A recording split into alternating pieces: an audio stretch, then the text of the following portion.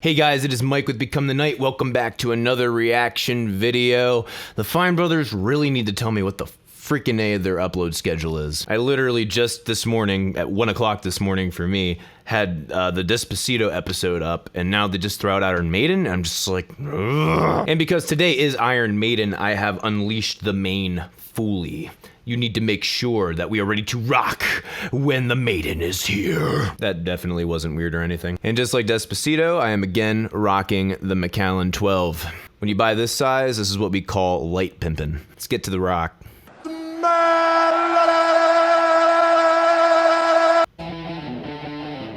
This is extraordinarily deceiving. So happy they didn't do the intro where they were talking. Of course, Run to the Hills. Gotta start with their biggest hit. Just her face, just like, wait, what? And to be honest, I kind of feel the same way about the intro to Run to the Hills. It's absolutely my least favorite part of the song. The drum beat is actually pretty cool. The bass line works. Then the guitars are wah, wah, wah. Like, oh, dude, that grinds on me so hard. I actually remember exactly who suggested Run to the Hills for me because I told him I was like super into Metallica. It was this dude who used to manage the grocery store that I was at. This is back when I was like 16, 17. He was like, dude, you gotta check out Iron Maiden, Run to the Hills. And I listened to the intro and I was like, what the hell is this? But then it gets to the takeoff point and then it's like, all right, yeah, I get it. Yeah, I like it. Yeah, he likes it. He knows what's up. I'm not a fan. Tyler! What happened to Tyler? This kid was all about Metallica, and you can't dig on Maiden? Tyler, buddy, you're letting me down. I knew there was a reason I didn't make you a squire. I knew there was a reason. You're not yelling, so it's not that bad. Depends on your definition of yelling, dude. The guitar person is really good at it. Yeah, that guitar person is really good at it. The ending part was crazy. That was The way it should be. The little drum solo part at the end. Spot on. Sydney always cracks me up, man. Yes, that little drum part at the end was spot on, Sydney. You are 100% correct. This one is like slower. Yeah, just wait. This is interesting. It actually is very interesting. Let's pause it here a sec. That's one of the reasons why Number of the Beast took off so well, is not just because it is a really good song all around, but because the intro is instantly intriguing. It pulls you in because it sounds pretty intense and has some tension in it, but it's not immediately sad emotional. It's actually in a... Fuck, what mode is it in? Correct me if I'm wrong, I believe it's Dorian mode. Hi Mike, this is Mike from the future here to correct you. That is not the Dorian mode. The closest thing that would be is the Mixolydian mode because the third was major, the sixth was major, and the seventh was minor, or rather you just say it's a flat 7. The thing that makes this a little bit different from Mixolydian is the fact that most of that riff lies on the tonic chord, and then when they go down to the 7, when you would expect that they would have the major third degree of the scale, they actually have the minor third degree of the scale.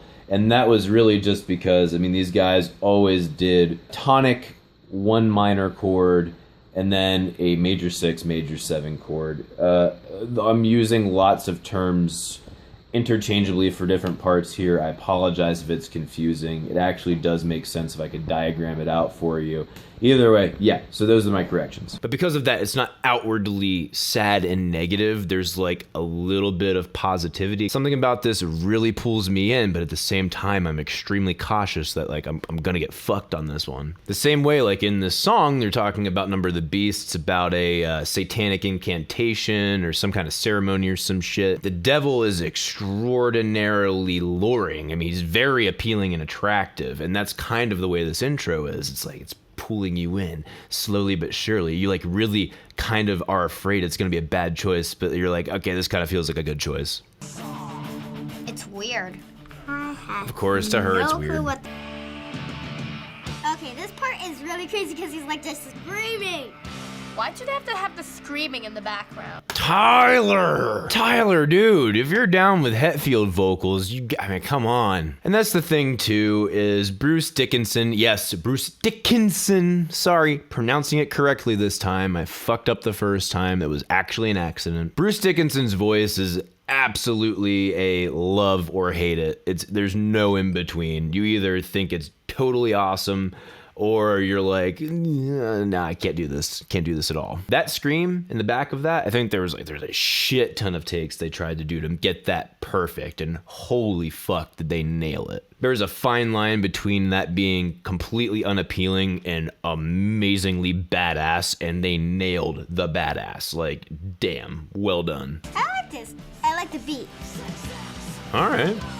I mean, I'll be honest, the I beat like the would not be guitar the part. first thing Very, that I would go very for. rock. I can still see how people would like it. I just don't like it. It was nice, but crazy. I'll give the girl some props. I forget her name. I want to say, like, I can see how people would like it. I just don't like it. It's like, all right, you know, she's being honest. I can respect honesty, even though, for love of God, I feel like I can definitely find some rock that you'll like, sweetheart. I promise. But no, she's 100% right. Like, even Ryan, I'm 90% sure. Is it Iron Maiden? I believe Ryan does not like Iron Maiden very much, and we need to change that. Yeah, Iron Maiden, just as a band, and I think it has a lot to do with Bruce Dickinson, but just as a band is very much either completely in love or totally doesn't get it and do not like it. I think it has a little bit to do with our other friend said here, is like, it's totally crazy. It's like, yeah, it is. It's supposed to be totally crazy. It's supposed to be mind-bending and extreme. It's supposed to push your emotions and your mind to the limits. At least back in the day, that was the limits, you know? Nowadays, this is like hard rock. Jesus, that started so Holy shit! They just let that kid just be like, straight up, Jesus. It's one of the reasons why I love the Trooper little dude. It's because that song just didn't give a fuck. It's just like, it's in. It's like you're instantly in battle. This one has yelling too. Much more dramatic. And that goes along with what I was saying with Bruce Dickinson's vocals is when he sings, because it's so high and so powerful, it's like borderline on screaming. He's really yelling those vocals and doing it in tone. That in combination with the extreme vibrato that he does, that really helps to make it less tonal than what a traditional voice would be. Which to some people makes it totally kick-ass, and to others makes it unenjoyable. The other ones. Yes! He's singing about violence and shooting each other with muskets on a battlefield. Damn right, British Army. At least he likes one thing. I like it, but what's with the lyrics? It's all yelling about, like, death, destruction. So, you're complaining about Iron Maiden's lyrics, but you're cool with Metallica's? I don't know, maybe his tastes have changed since that Metallica video, which is like, shit, that's almost a year ago. Holy hell. It's alright, Tyler, I'm not trying to give you too much shit, but seriously, man, I'm trying to figure out why you can like Metallica and not dig on Iron Maiden. It's whatever, but your taste. These songs are dramatic. I kind of think I'm done for dramatic. That's pretty much all that Iron Maiden is. It's like, let's take drama, let's crank it up to 11. Let's infuse it with all the Chaos Emeralds. Let's give it all 7 Dragon Balls. We've collected all the Power Stars and thrown it into the drama as well. Oh, we've also found all of the Rings of Power and infused them into the drama as well. That's Iron Maiden. It's just drama dialed up so high. I like the guitar part again. And that's the thing. I wish more people could look past the vocals and look at the instrumentation and the guitar work, because that's really what sold me more than anything. The guitar work and the songwriting, like, holy crap. People give pop music a lot of shit for doing the same chords and the same stuff over and over again. Iron Maiden is a band that is literally built on 3 chords. Minor 1, major 6, major 7. I am impressed how much they're able to take those 3 chords and make all of them sound like different songs. Like, that's damn impressive. Yeah, as far as Aces High goes, honestly, this is not one of my favorites of theirs. Kind of sounds like the Pokemon theme song. Hey, you know what? That's, for a kid, that's not a bad comparison. He's speaking super duper fast. I can't understand him. That poor girl. He is in fact not speaking fast. That is what we call delay effect. I like the song very much. That kid's digging it. I'm This is blown like away. I heavy didn't think he would metal. like this at all. I just really just like this. See, Tyler, he's talking about how much he hates it and he's getting into it so hard. What's the matter with you? You don't know what you want, Tyler. I mean, it's this one I don't like as much. I think it's just like too heavy, maybe. I'm with Sydney, but for a different reason. I don't know why, but I think it might have to do with the melodic line and also the way that the chords are working with the melodic line. This song doesn't quite do it for me. Although I will say the tempo is one of the things that actually gives the song its oomph and makes it a very well-liked song in the Iron Maiden catalog. I like how fast it was. If you didn't see, I was shaking my legs a lot. This is one of my favorite Maiden songs, might be my favorite. I like the beat so far. Oh, just wait, honey. I'm surprised I haven't heard of this band or heard any of the songs. Seriously, that's not Sydney's fault. That's our society's fault. I'm sorry, I don't even know if it's fully society's fault. It's at very least the music industry's fault. These guys piss me off. It goes back. I mean, the tune's not bad. His voice is actually pretty good. His voice is very good. I like it. I like the sound and how they say stuff. Why did that put me down?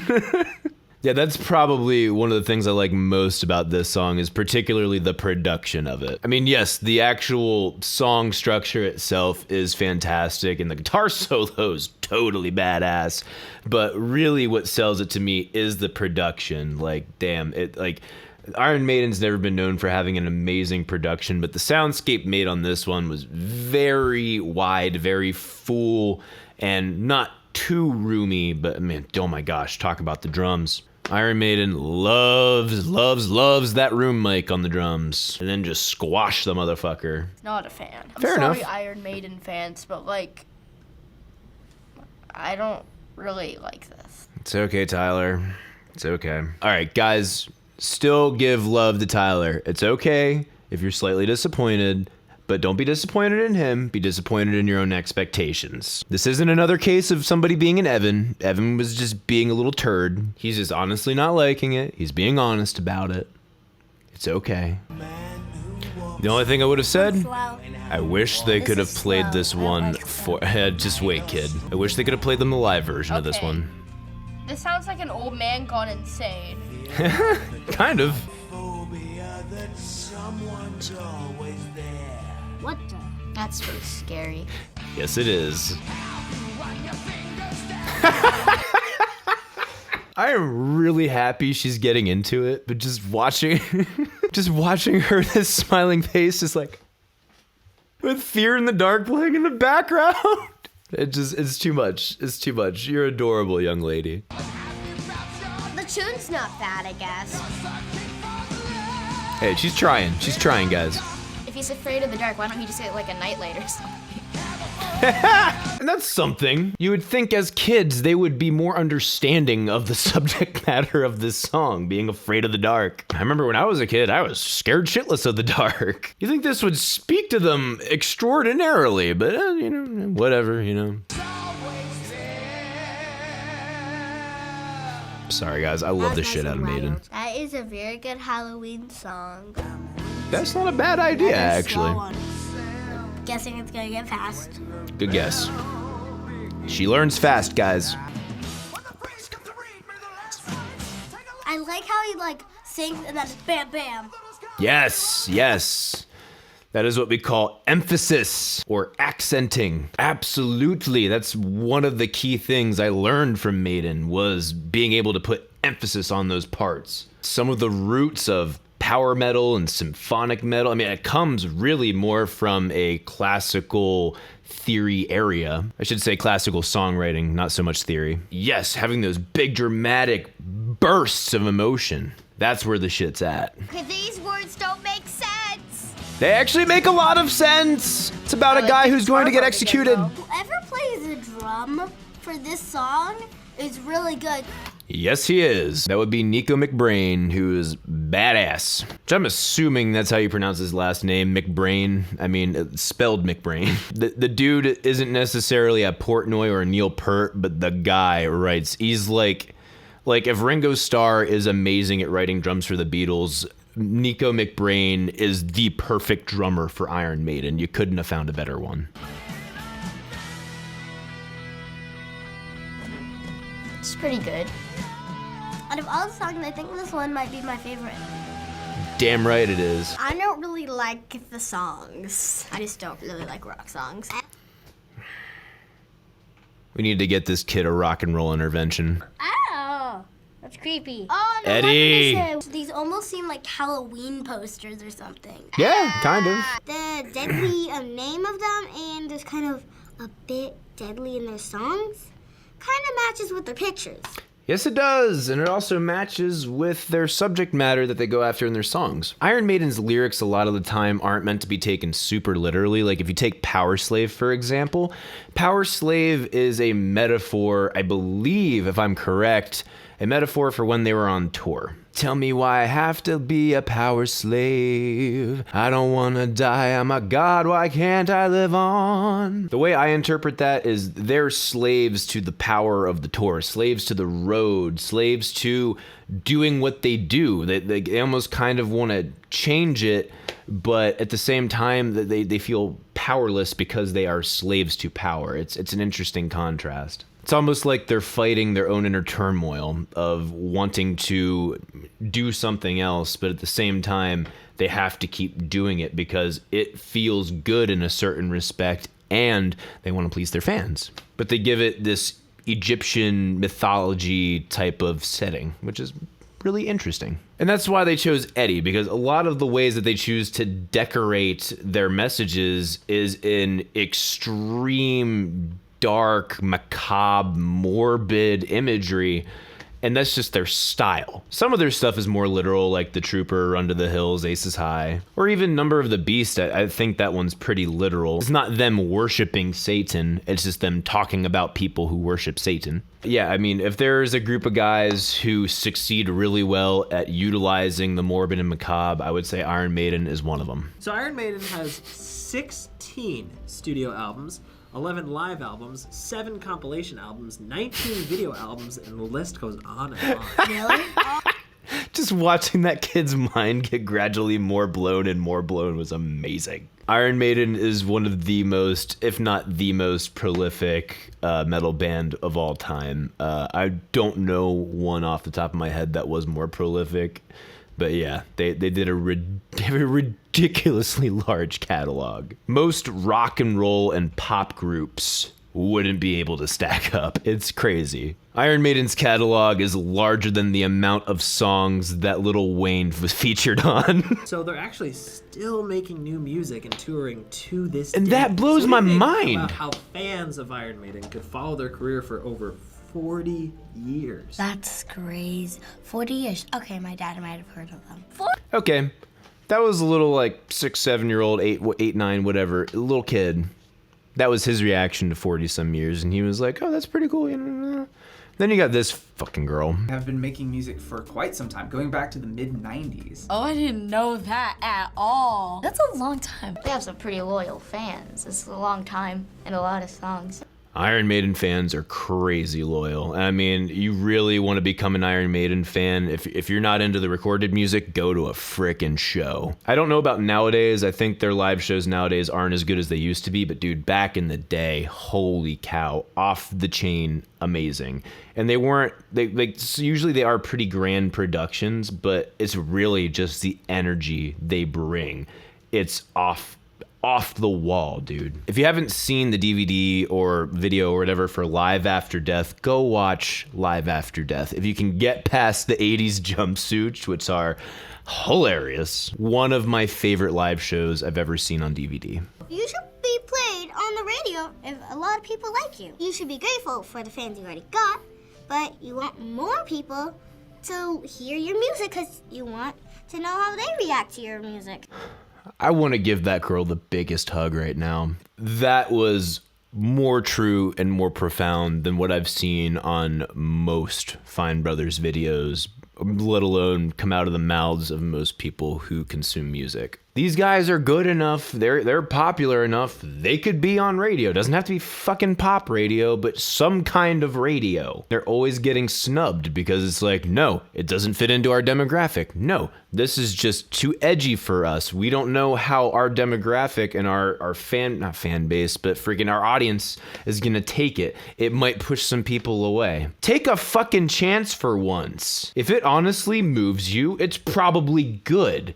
Then you should probably promote it because it's worthy of promotion. Like, holy shit, man. It's not that complicated. Is everyone gonna like it? No! But it's not something that girls can dance to in a club. 150 fucking %. I guarantee that is why they are not on radio. For a band that sells out more shows than most artists around, for a band who actually for a while held the record for the largest crowd ever amassed on the face of the earth. I think they were beat out by somebody else now, but at one time I believe they actually beat out Pope John Paul. I believe that's who it was. Pope John Paul held the record, and then they beat him with Rock in Rio. For a band that had that much of a following to still be considered underground, and you don't think there's a fucking problem with the music industry? These guys are doing it on their own merits. I mean, yes, they're having help from different places, but they're not having help from having people jizz all over their stuff because they're asked to do it, or because it's popular to do, or because it'll help someone else's career.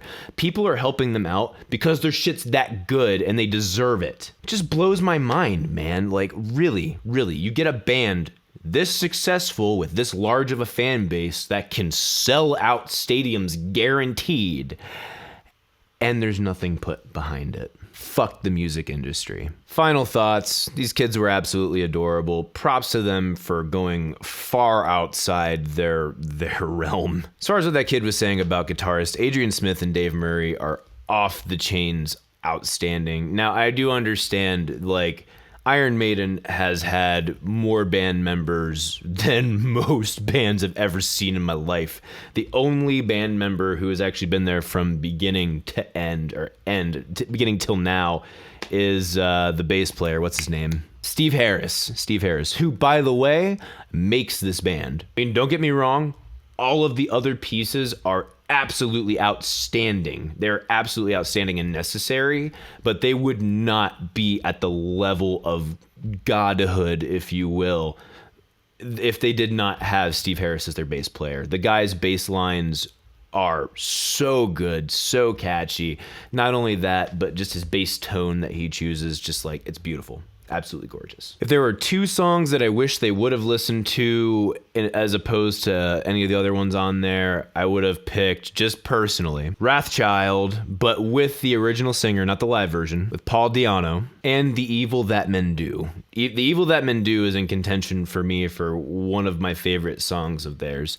The chorus is supposed to be the hook part, but to me, the actual hook part is the pre-chorus, because you have that rising tension and then the harmonies going up, and then just, you feel like you're on a razor's fucking edge, man. The tension's so high. Anyway, those are my thoughts on it. Thank you guys so much for watching. As always, leave some likes and comments down below. Please do not give any of these kids like a whole bunch of hate. Like, they're just giving their opinions. They're not being pricks. If you want to know when my videos come out, you can follow me on Twitter at Become the Night. You can also check me out on Facebook. If you feel up to it, go to the link in the description, and you can pledge some money to me every month on Patreon, because even snobs need to be patronized every once in a while. Thank you guys so much for watching. See you in the next video.